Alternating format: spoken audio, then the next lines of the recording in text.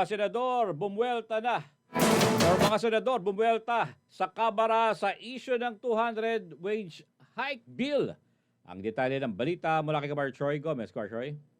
Uminit ang sagutan sa pagitan ng Senado at Kamara matapos sabihin ng House spokesperson na si Princess Abante na ang Senado umano ang pumatay sa 200 peso wage hike bill. Pero ayon sa mga senador, hindi lang ito kasinungalingan kundi isang tahasang pagbaluktot sa katotohanan. Aral muna bago putak. Yan ang matapang na sagot ni Senador Joel Villanueva matapos akusahan ng Kamara ang Senado ng pagtanggi sa kompromiso. Aniya matagal nang naipasa ng Senado ang panukalang 100 peso na dagdag sahod noong Pebrero taong 2024 pa. Samantalang nitong Hunyo 4 taong 2025 lang, ipinasa ng Kamara ang kanilang bersong 200 piso, isang linggo bago magsara ang Kongreso.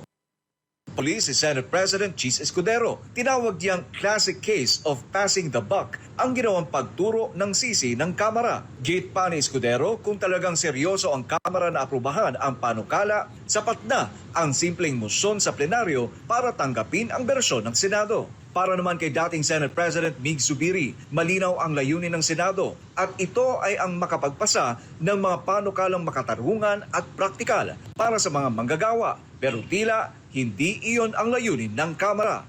Mas lalong nainis ang mga senador nang biglang umatras ang House panel matapos sabihing ayon sa kanila ang Senate version. Pero sa gabi ng huling araw ng sesyon lang sila nagpadala ng sulat ng pagtanggi. Kinestyon din ni Escudero ang kakulangan nila sa datos para patunayan na kayang isakatuparan ang 200 peso wage hike. Sa gitna ng palitan ng maanghang na salita, malinaw ang sentimiento ng Senado na hindi sila ang pumatay sa wage hike bill.